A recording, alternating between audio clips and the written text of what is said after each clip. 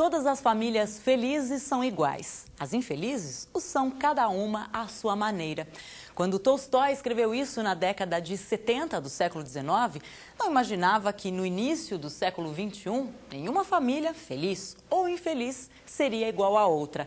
A verdade é que a estrutura burguesa e consagrada da formação de uma família, pai, mãe e filhos, há algum tempo deixou de ser preponderante. Casais com filhos de casamentos anteriores, casais formados por pessoas do mesmo sexo, pais e mães solteiros por opção e uma infinidade de outras possibilidades fizeram com que as configurações familiares se diversificassem. E a psicologia acompanhou essa mudança? É sobre isso que Diversidade vai falar.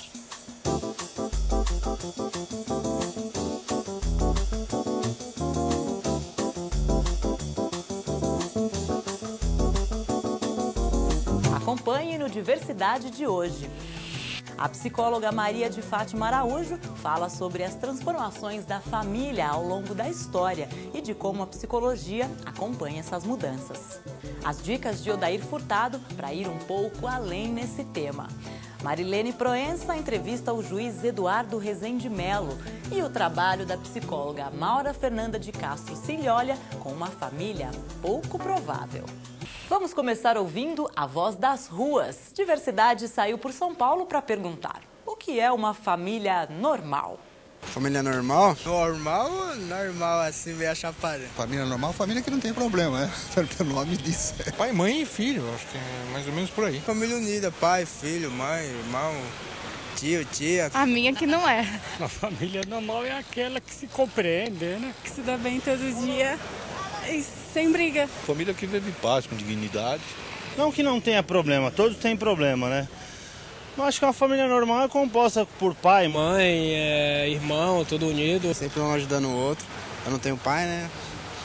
A gente tem só minha mãe e meu pai mesmo. Uma família que trilha junto com uma mesma meta, né? Tipo, tem os mesmos sonhos. Para ser normal não precisa ser só pai, mãe ou filho, sei lá, porque tem tanta família que não se dá bem sendo pai, mãe e filho. Família normal, onde tem os filhos, que a gente trata bem, a mulher que compreende a situação do marido e vice-versa.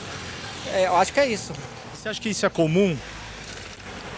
Não é comum, mas era para ser. Família que tem uma estrutura, né, de um casamento. Normal não existe, né? Normal não existe.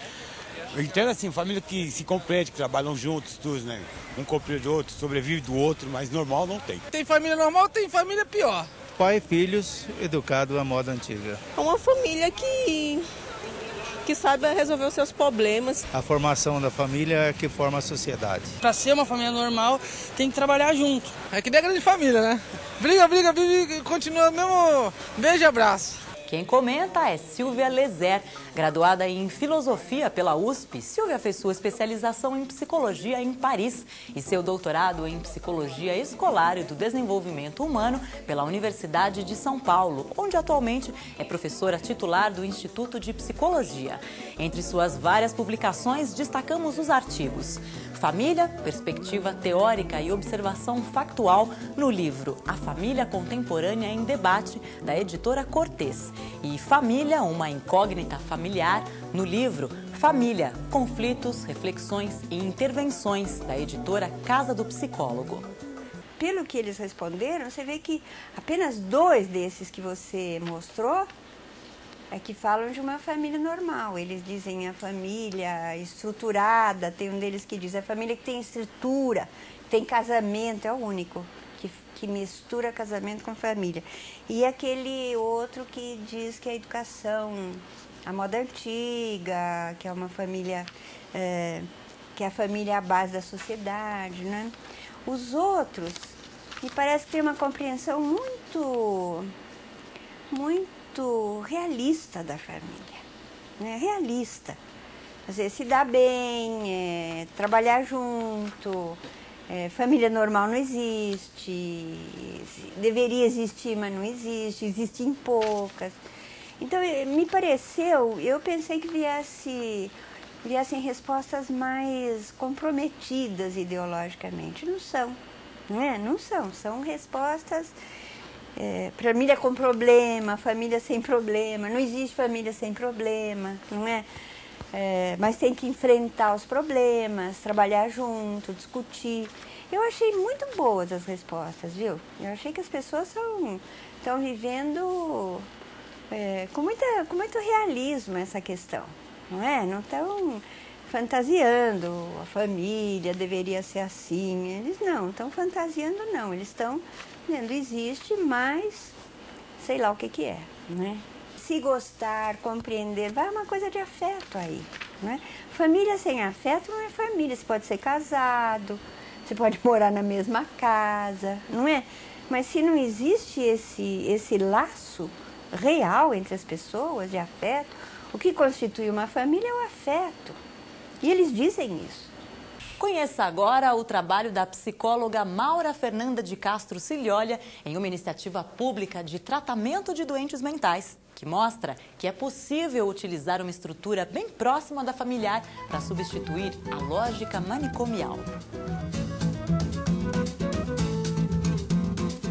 Eu sou Maura Cilholia, psicóloga, trabalho no Centro de Atenção Psicossocial da Lapa e coordeno a residência terapêutica da Lapa. O CAPS é uma unidade que para atendimento a pessoas com grave sofrimento psíquico, pacientes graves, que integra uma rede de atendimento, de atenção, que faz parte da reforma psiquiátrica em curso no país. Junto com o CAPS, existem outras unidades, entre elas a residência terapêutica, que está voltada para receber pessoas que estiveram por longos períodos morando dentro dos hospitais psiquiátricos e praticamente perderam seus vínculos sociais e familiares. Tem 8 mulheres que residem na residência, tá? Todas vieram do Hospital Psiquiátrico Charcot, aqui de São Paulo, com diferenças variadas de tempo, né? Desde 28 anos vivendo dentro de um hospital, a 10, a 4, 2, né? Algumas com família ainda identificada, outras sem nenhum familiar identificado e que todas não tinham nem um documento sequer. Eu sou Maria do Carmo Silva, o pessoal me chama de Carminha e eu vou mostrar a casa. Aqui é a minha cama, desculpe que está todo desarrumado. Aqui é a cuidadora, a moça que cuida de mim, ela é pequenininha, mas é trabalhadeira. O nosso trabalho lá, ele tem muito a ver com o familiar, com o cotidiano, então logo a princípio foi buscar estabelecer as rotinas domésticas, conhecer cada uma dessas mulheres. Tem aqui doce que eu fiz, olha. Quer um pouquinho de doce? Que doce é esse? Girimum. Então é um projeto que eu acho que é viável na cidade de São Paulo, eu acho importante colocar isso. Inclusive é um momento em que está para se abrir novas residências no município, porque existem ainda muitos moradores nos hospitais psiquiátricos, né? Eu acho que é importante citar, né, que a Secretaria Municipal tem colocado essa questão agora aí, agilizando essa abertura. No caso aqui da Residência da Lapa, ela é em parceria com a Associação Saúde da Família, que tem sido parceira mesmo no trabalho constante da residência, né? E eu acho que é interessante pensar, né, no tema, né, novas formas familiares, novas formas, quer dizer, sim, a residência terapêutica é um projeto viável, também pensando por esta ótica, né, não só da lógica antimanicomial, mas a lógica, sim, é possível criar novos grupos que criem novas possibilidades de estar, inclusive, morando juntos. Para a psicóloga Maria de Fátima Araújo, as transformações das organizações familiares começaram a ter intensidade na década de 60 do século XX. Aqui no Diversidade, ela faz uma caminhada pela história para chegar na atual encruzilhada. Fátima é formada pela Universidade Federal do Ceará, com mestrado na PUC São Paulo e doutorado pela USP. É professora assistente e doutora da Unesp, na cidade de Assis, no programa de pós-graduação em psicologia. É pesquisadora do Núcleo de Estudos de Violência e Relações de Gênero. Quando se pensa na família, não se tem uma ideia universal de família, né? Há formas históricas de organização familiar que se constituem nos diferentes tempos.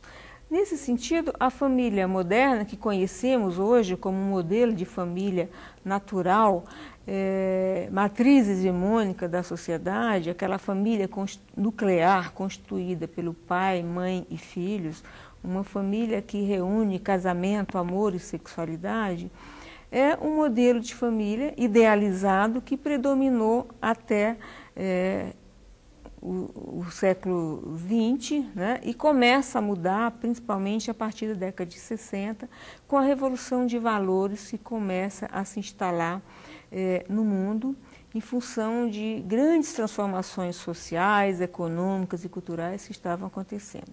Dentre elas, vale destacar, e eu acho importante, a questão do feminismo, do movimento feminista, que, junto com outros movimentos libertários que surgiram na década de 60, questionaram o lugar da família como uma instituição normatizadora, opressora, lugar de opressão de mulheres e crianças. As mudanças nas relações de gênero, na busca de relações mais igualitárias entre homens e mulheres, o questionamento das hierarquias e das assimetrias de gênero, das relações de poder dentro da família, do lugar da mulher, foram questões importantes de transformação dos modelos familiares. Um outro fator que eu considero importante nessas transformações da família é a questão da expansão da democracia no mundo. No mundo inteiro, a partir da década de 70, principalmente no Brasil, mais a partir da década de 80, a expansão da democracia foi criando condições para uma convivência mais democrática com essas pluralidade de valores que estavam surgindo e que estavam afetando a família. Aquela família que, de idealizada, passou a ser tão criticada e tão demonizada, ela passa a se configurar a partir de novos valores, ela se reorganiza a partir de novas funções e valores. Então, o que os especialistas na década de 70, 80 apontavam como a crise da família ou a morte da família, na verdade não se configura. A família renasce, ela ressurge como um valor também fundamental. E é engraçado porque, contraditoriamente, ao mesmo tempo que nós vivemos hoje num mundo que muda com uma velocidade tão grande, que se transforma, que os valores, os novos estilos de vida, novas formas de relacionamento afetivo e sexual se colocam, ao mesmo tempo que tudo isso muda, que as pessoas buscam mais liberdade, mais individualidade, que as pessoas buscam relações mais frouxas, livres das amarras institucionais, ao mesmo tempo que isso acontece, contraditoriamente, a família surge e continua sendo como um valor fundamental. A psicologia não pode ficar fora dessas questões. Eu acho que a psicologia ela tem obrigatoriamente de incorporar essas transformações nas suas práticas de formação, de novos psicólogos, nas suas práticas de ensino, de pesquisa e na prática clínica. É fundamental que a psicologia, para entender a subjetividade, a família hoje, entenda a família a partir dessas transformações e tudo. E embora isso ainda seja uma tendência dentro do campo de formação e das práticas de psicologia, ainda se encontra uma oposição, posições que são contrárias a isso e até questionam essas mudanças. Mas, na verdade, eu acho e eu entendo isso, que a psicologia caminha, assim, para incorporar essas mudanças e revisar as suas práticas, e se distancia mesmo das suas práticas normatizadoras, tradicionais, que formaram a psicologia. Não dá para pensar hoje a psicologia funcionando ou desenvolvendo práticas que funcionavam e que atendiam às demandas sociais de 50 anos atrás. Hoje, novas demandas, novos desafios se colocam para a psicologia e ela tem sim que atender a essas novas demandas. Olá, amigos. Essa discussão sobre família, falar sobre a nova família, é bem interessante e eu penso que para pensar na nova família, você precisa conhecer os clássicos. Origem da família, propriedade privada e do Estado, de Engels, é imperdível. Também as estruturas elementares do parentesco do antropólogo francês Lévi-Strauss, Claude Lévi-Strauss, ele é um clássico. E Totem e Tabu não fala exatamente da família, mas vai estar falando da origem, da humanidade e, evidentemente, vai tocar na família. Um livro específico sobre o assunto, também um clássico, História Social da Criança e da Família, de um francês chamado Philippe Arrière. Estas obras são imperdíveis para quem está querendo conhecer a família. Filmes, 2 filmes. Uma comédia italiana, Parente é Serpente, do Mario Monicelli. O filme é engraçadíssimo, é bastante interessante. E o outro, um filme tenso, que é o filme Festa de Família, do diretor Thomas Vinterberg, e ele pertence a um movimento que é o Dogma 95. Pertence a esse movimento também o Lars von Trier, que é um diretor que tem feito filmes bastante interessantes. Eu gosto muito dessa linha. Há recentemente a entrevista de um psicanalista francês, o psicanalista Charles Melman, é um lacaniano, que foi inclusive aluno do Lacan. Esse cara é bastante respeitado e ele deu uma entrevista recentemente para a revista Veja. Você pode consultar com facilidade. E ele diz lá na entrevista, a entrevista é muito boa, vale a pena conferir, ele diz lá na entrevista que a psicanálise está procurando saber quem é essa nova família e que a antropologia, a sociologia ainda não descobriu isso. Eu acho que nesse ponto ele se engana. Eu acho que a psicanálise, na realidade, está um pouco atrasada por conta desta concepção estrutural aí do Édipo. E já lá em 1972, o Deleuze e o Guattari escreveram o Anti-Édipo, onde eles falavam dessa tendência familiarista da psicanálise. Acho que os psicanalistas precisam ir. Bom que um psicanalista tão importante como Charles Melman esteja fazendo esta revisão. Vamos dar uma conferida. Como a justiça vê a questão das novas configurações familiares? É sobre isso que a psicóloga Marilene Proença conversa com o juiz Eduardo Rezende Melo. Eduardo é juiz da primeira vara da infância e juventude de São Caetano do Sul. Coordena desde 2005 um projeto de justiça restaurativa em escolas públicas da cidade. O projeto tem apoio da Secretaria da Reforma do Judiciário do Ministério da Justiça e financiamento do Programa das Nações Unidas para o Desenvolvimento, o PNUD. É autor do livro Nietzsche e a Justiça. Então, Eduardo, você que trabalha na vara da infância e da juventude, o que significa hoje a gente falar em novas configurações familiares? Eu acho que é interessante perceber o quanto é a justiça no Brasil que tem, mais do que os setores, mais do que o legislativo, tem trazido o reconhecimento dessas famílias. Então, são famílias, por exemplo, o caso de adoções por homossexuais. Isso tem sido reconhecido não só por homossexuais solteiros, isso já era antigo, que se reconhecia no país, mas, sobretudo, agora há essas adoções por casais homossexuais. O que tem aparecido agora, mais ainda, são as situações de coparentalidade, que aparece também muito com casais homossexuais, um casal de homens com um casal de mulheres, resolvem ter filhos juntos, e já vemos alguns contratos e tentativas de reconhecimento no registro civil de que todos sejam pais, por exemplo. Então, são 4 pais para essa criança. Então, isso tem mudado até o modo de registro, né? Então, os pais, 2 pais que estão adotando uma criança, não vai aparecer mais o pai e a mãe no registro padrão, mas filho de fulano e de beltrano, filho de ciclana e de fulana. Então, essa abertura para uma família muito mais fundada na afetividade, naquilo que ela pode efetivamente dar de cuidado, de atenção, não só para os filhos, mas um para o outro, é o que tem contado mais do que aquilo que a cultura tradicionalmente colocava, a partir do laço de sangue e de uma configuração muito restrita da lei.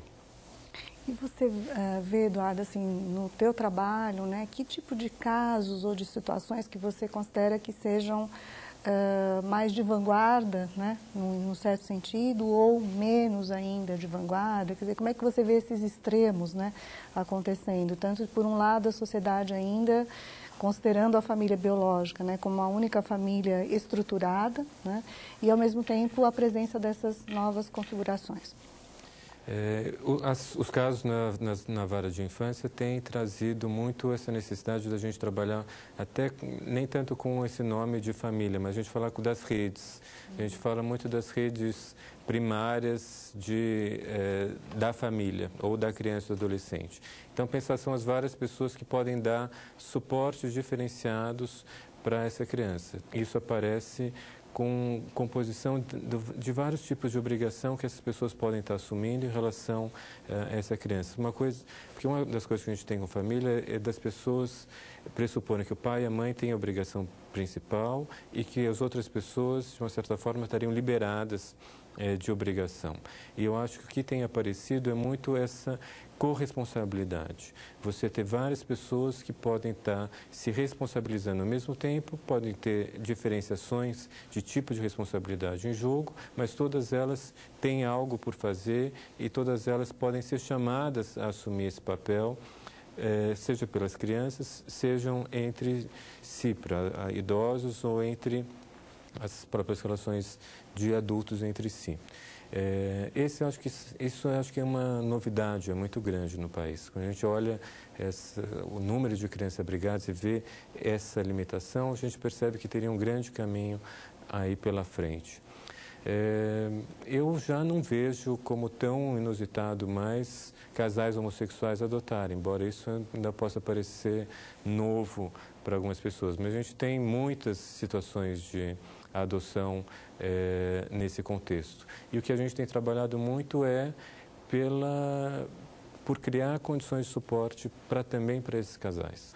Eu acho que isso não tem muitas barreiras. O importante é a qualidade do afeto, o respeito que aparece, e acho que a justiça e profissões afins que trabalham, articulados como a psicologia, como o serviço social, estão cada vez mais se abrindo a esse olhar para poder estar trabalhando a partir da perspectiva das pessoas.